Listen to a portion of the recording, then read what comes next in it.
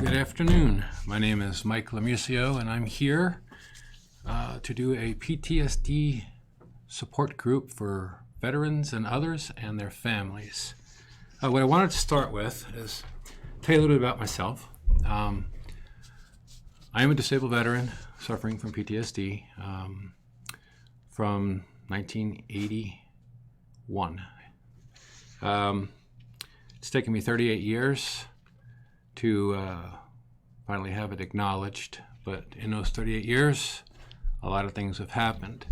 In the course of these videos, or these live streams, I'll share a little bit of my story, but the main focus that I want to talk about is PTSD, of course, the impact it has on the person and the families and everybody else that knows the individual. This is for veterans or otherwise. PTSD is PTSD across the board. Trauma is trauma. How it affects each individual is different. So PTSD pretty much looks the same, but has different indicators that have caused it in each individual. So I wanted to go over some of the things, some myths, I guess, about PTSD. A lot of you are aware of them, some may not be. But some of the myths are PTSD is always combat related. Combat does cause PTSD in individuals, but it's not the only source of trauma. House fires, car accidents, sexual assaults, service members who experience non-combat trauma might be reluctant to seek care. They might feel their experiences aren't as severe as combat. However, remember that any perceived treatment or threat to your safety can cause PTSD. Reaching out can help you manage your symptoms and feel better. So I wanted to bring that up mainly to start with because I am a non-combat veteran. I have PTSD. From trauma I experienced in the Marine Corps. Like I said, I served from 79 to 82. We were at peacetime. So I did go overseas on Northern NATO training. I did go into the Indian Ocean during the Iran hostage situation. There was no action there, as you are aware. And I was part of the Cuban boat lift in 1980, I believe it was. Again, all during peacetime. But PTSD is real. The reason why I want to bring that out is during peacetime, non-combat veterans suffering from PTSD. I want to bring up one point real quick, and then I'll leave that for another day. But the VA does have two separate types of PTSD, combat veterans and non-combat veterans. And if you check most of the services out, they're combat veteran related. So what that does is it kind of puts the non-combat veterans suffering from PTSD, stereotypes them inside of their own little group. The ones who suffer most are female veterans of rape, sexual attacks, assaults during their time in service. If it's not wartime, it's pretty much not looked at all too well. Nowadays, they are kind of seeing the whole picture, but I was in a group last year for 8 weeks, a program for PTSD, and while in the program, the resources were great. I learned a lot, but there was still that stigma of combat veterans and non-combat veterans. So what I want to reassure everybody is PTSD across the board is PTSD. And one point I want to bring out is in the civilian world, PTSD doesn't have subcategories. It's just one, PTSD. All sufferers. I've put a post out a few months back on Facebook regarding a PTSD support group that I started. 294 people right in Sierra Vista and surrounding area. responded. I had people respond that had children involved in a school shooting. I had a person respond that was in 9/11 in the towers. And then, of course, veterans and other non-veterans. So the need is big for PTSD. The awareness, there's a great need for it. A lot of people don't know the signs. Some people do. But what I've found over the years, I've been married 3 times. My first 2 wives protected me. They protected my PTSD. They didn't help me. My 3rd wife, who I'm still currently married to, she did not protect my PTSD and my secrets,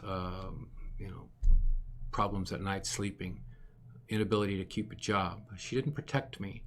She helped me. She reached out for help, got me into these programs. It's a big difference.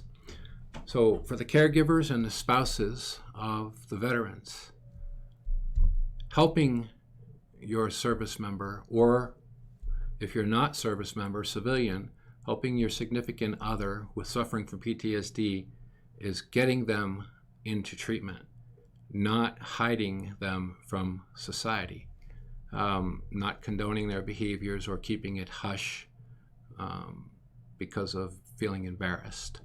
It comes out. Everybody knows something is up. Nobody just wants to say something about it. So I'm here to say something about it. I'm that person. 38 years I hid behind lies.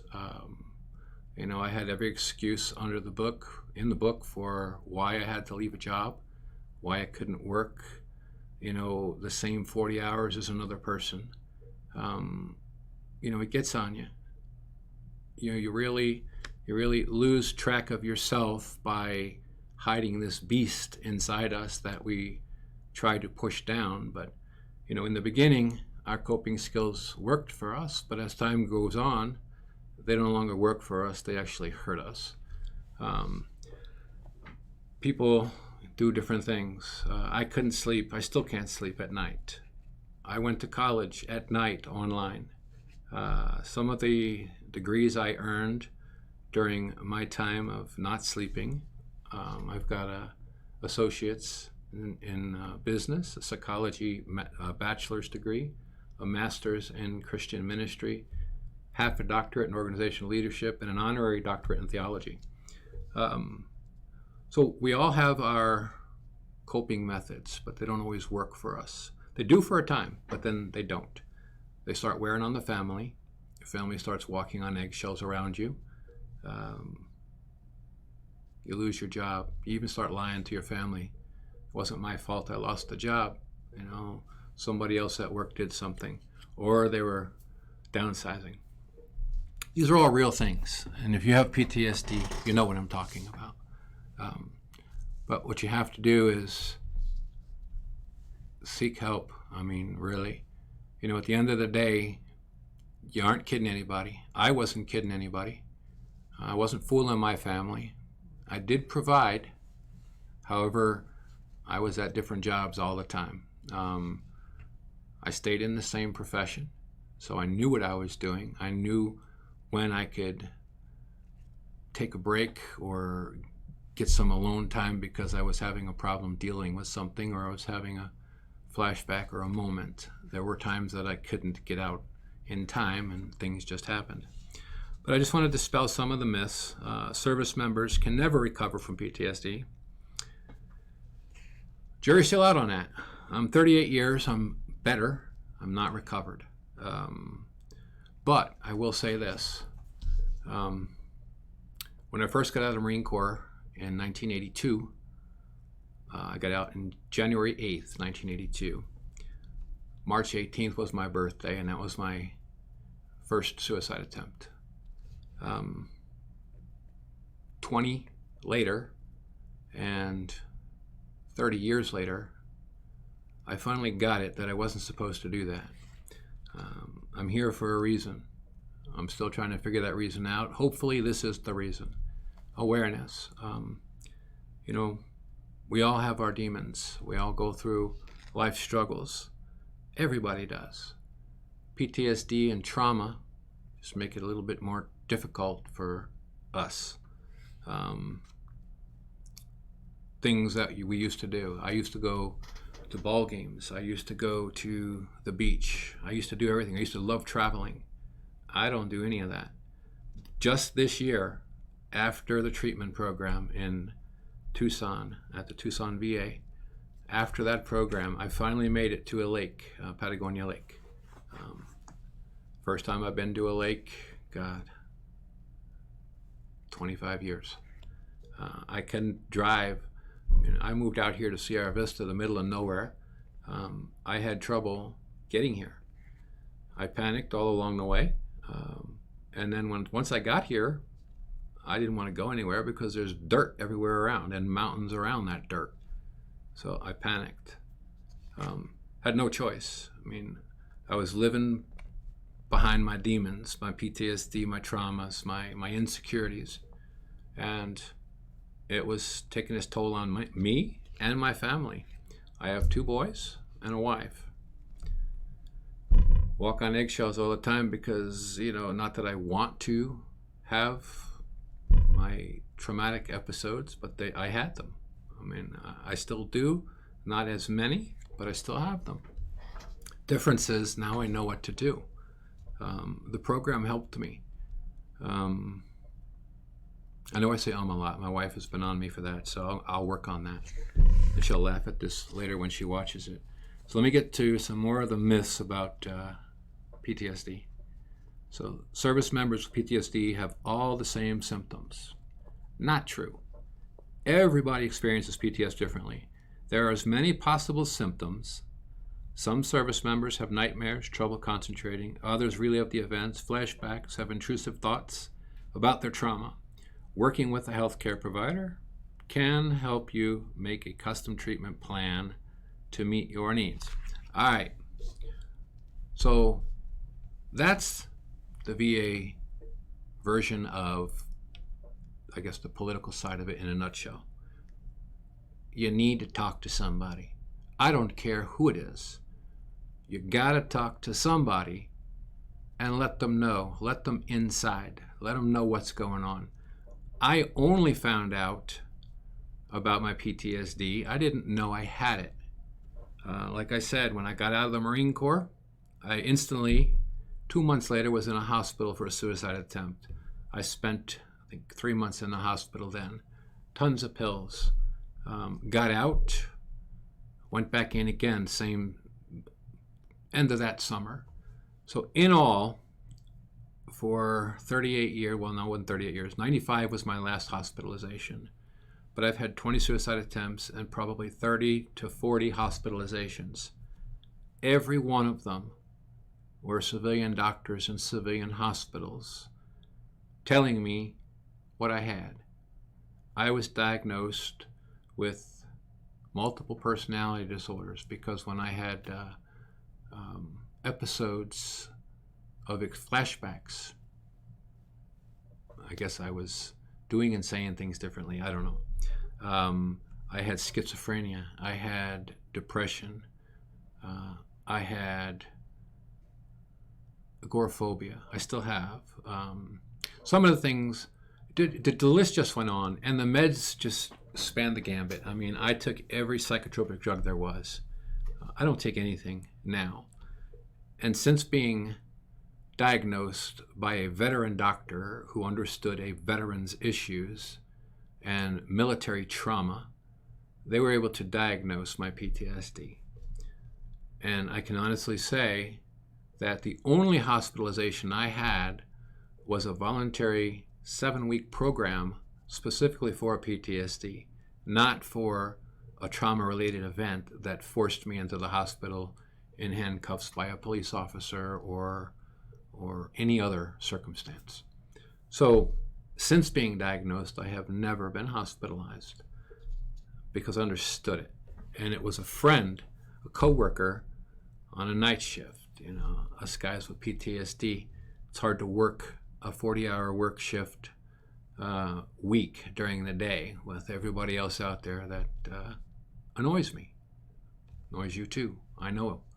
So we seek those seclusive jobs where your family's asleep because you don't sleep anyway. You're always up, hypervigilant, doing things. So I worked at night. I worked in a hospital, passed meds, great job. Friend of mine who was a co-worker, I dropped the book, he dove under a shelf, what's your problem? And he told me about his PTSD. A month or so later, he told me, I have PTSD. And he forced me, he said, we're going to Mount Vernon, which was in Missouri at the time, Mount Vernon Veterans Hospital. So I went there, and that's where they diagnosed me. Point I'm trying to make is somebody reached out to me. His name was Todd. Great friend. He reached out. If he hadn't reached out, I'd still be floundering today. So he did not protect my PTSD. He exposed it. He didn't protect me. He sought help for me. And that's what you family members and caregivers need to do. Stop protecting your loved one suffering from PTSD. Get them the treatment they need. Sure, we're going to be upset. You did something against my will, your significant other's will. They aren't ready. You know what? I'm never going to be ready. Now I'm ready. And now I'm working hard. I still don't go to a lot of places, but I do my share now. I get out there.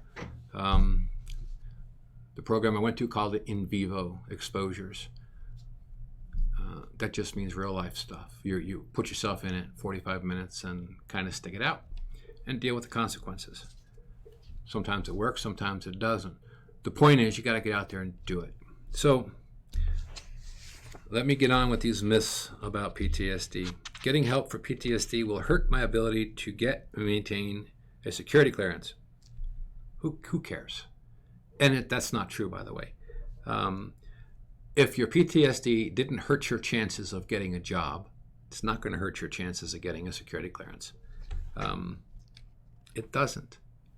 A job is a job, a resume is a resume, and your experience should speak for itself on your resume. You're getting treatment. That's the same as if an alcoholic gets exposed. They don't lose their job. There's programs out there now to help them. Okay, but if you continue the behavior, of course you're gonna lose your job. So that's a myth. You don't lose your clearances. Many military roles require security clearances. There may be some psychological health concerns that can impair your ability to safeguard classified information, hold clearances. However, many service members who seek help for psychological health professionals are able to maintain a clearance. In fact, such counseling can be a positive factor in eligibility. So, protecting your loved one with PTSD and hiding yourself from the world with your own PTSD is a detriment to yourself. Getting the help, they see it as a positive. So that myth has already been busted. So, okay. Only service members experience PTSD. Well, we know for a fact that that's not true. I don't even need to read that. Okay, everybody. Children, sexually abused children, women, men, car accidents, house fires, people get 9/11, for example, school shootings, anything. And I want to make sure you understand this. Anything that traumatizes an individual to the point where they have nightmares and it disrupts their lives, that's PTSD. Okay. Once it affects your normal everyday living for a consistent amount of time, that's PTSD. I don't care what it is. There is no list of this is what causes PTSD and this is bullshit. It doesn't work that way. Pardon the language. But any trauma that affects any individual for a period of time can lead to PTSD, a traumatic event. Doesn't matter what it is, the death of a loved one, traumatic event. Okay, my wife and children, all right, are all diagnosed with PTSD, secondary to mine. They had to live with me. Okay, before I sought treatment, I wasn't a very good person, nice person to be around. Hence 2 divorces. So, my first 2 wives protected my behavior, my PTSD, my symptoms, protected the world from them. They hid it from them to the point where it destroyed our marriages. And like I said, my wife now exposed that to me and to the health professionals to get me the treatment I needed. And of course, Todd encouraging me to go and get the treatment. So, you need to work on it. You need to not protect the sufferer of PTSD. You need to get them the help they need. Yeah, like I said, we'll be upset. But in the long run, it'll save your marriage, save your life. It'll help your kids understand. Let's see. That's pretty much it on the myths. And I got this from Psychological Health Resource Center. So I wanted to give them the credits for it. I don't want credit for this. It's not my stuff. But they do say, you know, if you're having any problems or in distress of any sort, seek help.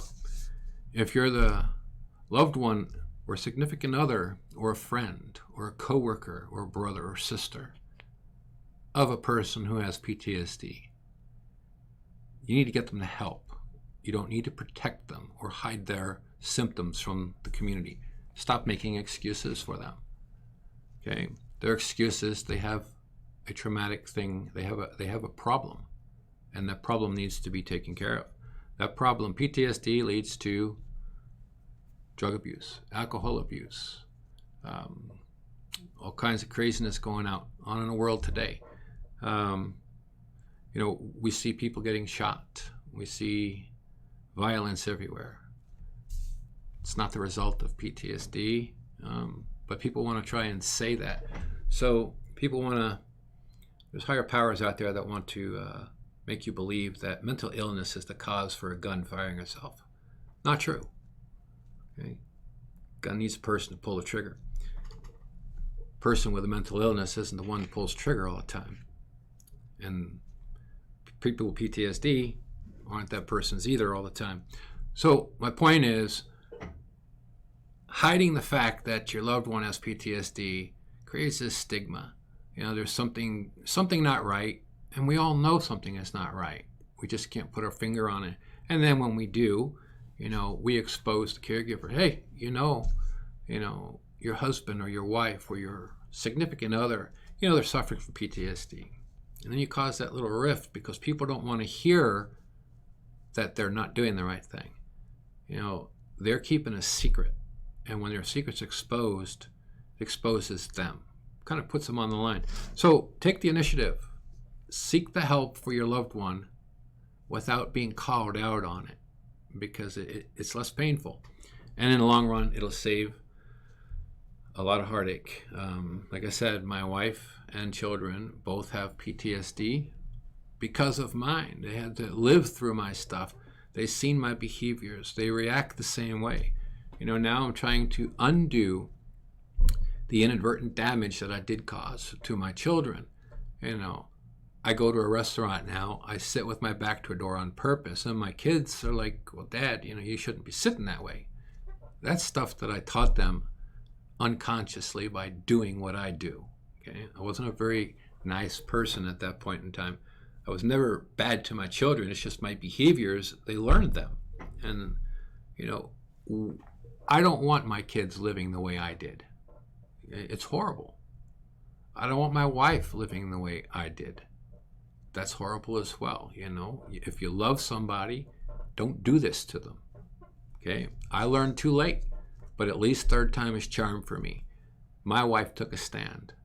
Okay? She wasn't going to let me get away with my PTSD anymore. She forced me to get treatment, and I did. So that brings me to why I'm here. I created a PTSD family and support group. I was a little overzealous with it. It's at the Warrior Healing Center on 1838 Peso San Luis, I believe that's the address. but nobody showed up. And as a person with PTSD, I guess I can understand why they didn't show up. Nobody knows me. Here's some guy talking about PTSD, or read about some guy on Facebook talking about PTSD. So I decided I want to do the live stream, so you get to know who I am. And eventually, hopefully, you'll come to the Warrior Healing Center. The last post I did, if you look down the list, you'll see another live stream or video of the services here at the Warrior Healing Center. They're here for you, veterans. And as I understand, there are some civilian agencies now going to be in here as well. I won't mention them until I'm certain that they are going to be here, but they are in the works. So as they become official and they're actually here, I'll mention them in a later live stream. But for now, some of the things that I want to work on for the PTSD support groups. I'll do it live stream every week. I might do it twice weekly because not everything available for veterans would be available for civilians, but everything available for civilians is available for veterans. So I kind of want to separate it, because if I start talking to veterans, some of the stuff wouldn't apply to civilians as far as resources available. So I will do 2 live streams at least weekly, one for veterans and one for general public. All of it is related to PTSD. So created the group for a number of reasons. The treatment for veterans, the facilities, the VA does treat the veterans for their PTSD, but it is not family inclusive treatment. So there's a problem there. The problem I identified: I was in a treatment program for PTSD, veteran. I came home. My wife and kids were still walking on eggshells. I'm feeling great. I got these new tools. I got these little forms called Dear Man. Instead of blasting somebody because they said something I didn't like, I had a little form, fill it out. And then I can proactively address that situation in a, I guess, civilian manner or civil manner. My typical MO is, if you said something I didn't like, I would chew your head off. And when I was done, you would thank me for doing it because I was that tactful. Okay? That's not healthy. I don't like doing that, and I always feel bad after doing that. But that's what my PTSD has done to me, or I've done to myself. So I've learned the different things, but my family hasn't learned those. So my group is to be inclusive. Okay, families and the person suffering from PTSD and caregivers. Okay, y'all need to come together as a group, as one. If I go to the hospital, which I did, and I came out, I'm feeling good, but the VA didn't offer any resource to my wife and kids. There was no inclusive treatment. There was not one time when my family was invited to one of our meetings or group sessions to go over their concerns, to go over their fears, their what ifs. Okay. My PTSD group for veterans, civilians, and family caregivers is to do just that. The what ifs. What works for you? Share that with other people. Share it with your friends. Share it with the group. It might work for somebody else. What signs are there that you see? Maybe somebody else sees those but don't realize that that's a sign of something, or a trauma, or something about to happen, or whatever. And it's also to let you know you're not alone. PTSD is a very lonely thing. When I went to the program, I was shocked to see how many people were like me. 38 years, okay? I ignored the VA. I hated them. I got an honorable discharge, but I was discharged against my will for something I did not do. Having said that, I guess now is as good a time as any I was a peacetime veteran of military sexual trauma during an investigation from 2 Marines. So that's where my PTSD arrived from. I'll talk more about that at another time, but just so that you understand where I'm coming from. Those are things you don't talk about. You don't talk about sexual trauma. You don't talk about any of that stuff. So when I said in the beginning of this thing that the people most affected are the women during peacetime of sexual trauma, that is true. But there were also men involved in that as well. And I was one of those. And when I was in the program, I met a couple of others, so I wasn't alone. So 38 years later, I'm saying it publicly, I'm not alone. There's more out there, just like me. It took me 38 years to realize that. Hence why I'm sitting here in front of you today saying that. No longer will I allow it to control me. I had, like I said, I quit jobs. You know, when I thought I was being exposed, I walked away. Suicide attempts, 20 of them. Thank God I'm still here. And that's all I can thank. That's who I can thank, actually. But I'm here. I'm here for a purpose, and that purpose is to help others like me to get the treatment they need, to understand they're not alone. Veterans with PTSD tend to avoid places and people. I know for a fact. I do it all the time. I still do. I'm okay here at the Warrior Healing Center. Everybody here is a veteran. They understand. They take an interest. I've explained who I was and what I wanted to do, and they welcomed me here and said, yeah, you can have a group, do what you'd like to do here.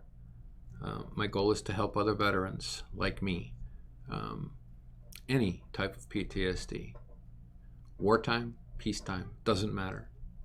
If you're out there and you need help, you need to get in touch with us.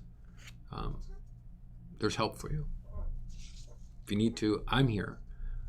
I have no certifications or degrees in counseling. I'm not a doctor. I have no certificates of any sort other than my college education. I'm just a victim of trauma, just like the rest of you. My experiences and my ability to want to help and my desire to want to help is the experience that I'm sitting here and talking about today. Nothing more.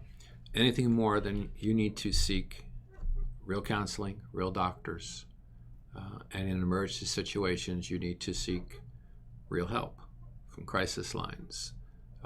If it's immediate, 911, but you do need to seek professional help from those licensed to give that type of help. My group is veteran PTSD victim, period. For veterans and civilians and caregivers and significant others, family. The group offers family members to socialize, get to know others living in similar situations. Not only do we isolate ourselves, but our families are isolated as well because of our behaviors, because of the things we do. Those are the pieces that we need to try and break. When I sat and thought about my child won't go play sports on a field because he feels my anxiety being there. So he takes on my behaviors and quits playing soccer or baseball, or I'm not going because daddy's not going to be there. And that really sucks.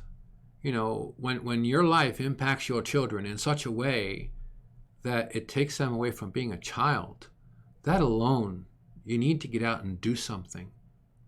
You got to get help.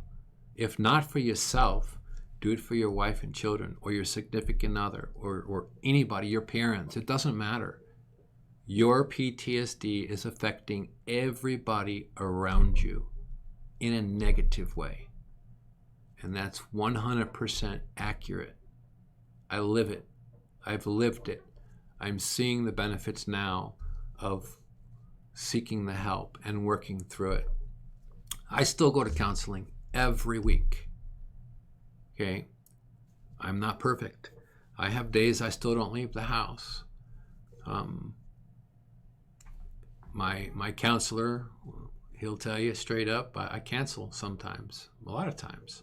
I try not to, but there's days, I just can't give myself out. But my wife coaxes me, or she'll drive me and say, we're going, and then that's all there is to it. I've learned not to argue with my wife. She's a little Latin ball of fire, and I don't want to get her upset, and I've already done enough damage past 14 years, so now it's, I'm willing to listen and do the things that I need to do, even if I don't want to do them. And you need to do the same thing. As a group, we can share what's worked, some of the struggles that motivate, and motivations. What are we working, what are we having hard times with? I spoke to a lot of you on Messenger when I had the Facebook thing going. I do have the group still out there. Nobody really talks too much on it. I'll be honest, I got annoyed with it because I was the only one talking on a group. But it only fed into the fact that people with PTSD don't readily open up and talk about it. Most of the people that talked on my group were the caregivers, the significant others. That says a lot, okay? They care about you. You got to care about yourself now, and you got to care about them if nothing else, okay? So get out there and do something. The other thing I want to bring up is, I got a list here, but, I want to bring up the time of the year we're walking into, okay? It's a holiday season, all right? I don't know why, but it affects me too. I don't know why the holiday season brings out the worst in us. When I say the worst in us, for whatever reason, I guess because it's the winter months. Living down here in Arizona, I come from New Jersey, so I'm used to the 4 seasons. Down here, it's not so bad because the sun kind of shines all the time, although it is just dirt and cactus, so brown and green all the time. So you kind of get used to that. But other areas, I guess the winter months, the seasonal affect disorder stuff kicks in. But the holiday seasons, kind of brings people together. A lot of group things, kids in school, a lot of plays and things that you attend, the holiday stuff, trunk or treats coming up. You got to walk around with your kid, let them get some candy and have some fun. Thanksgiving's coming up. People come around. You got to be sociable. These are all things that affect people with PTSD.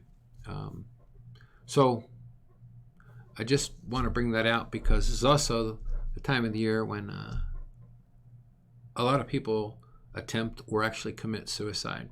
A good friend of my wife and myself just a month ago killed himself right out of a program. Spent 2 years, I believe, in a prison type program setting. So it wasn't really in prison, but the point is he was in a drug treatment facility working on his addiction. He was discharged. His family didn't understand or didn't really care too much. He was gay, and they're Christians. Not that I don't want to bring religion into it, but their values were different. So he was adopted, he was gay, and they were financially affluent people with a thick Christian upbringing. So they didn't understand him. We did. My wife and I did understand him. We tried as best we could to help him. But the end result was, when he got out of the program, his family housed him in the north side of St. Louis, which is the drug capital of anywhere.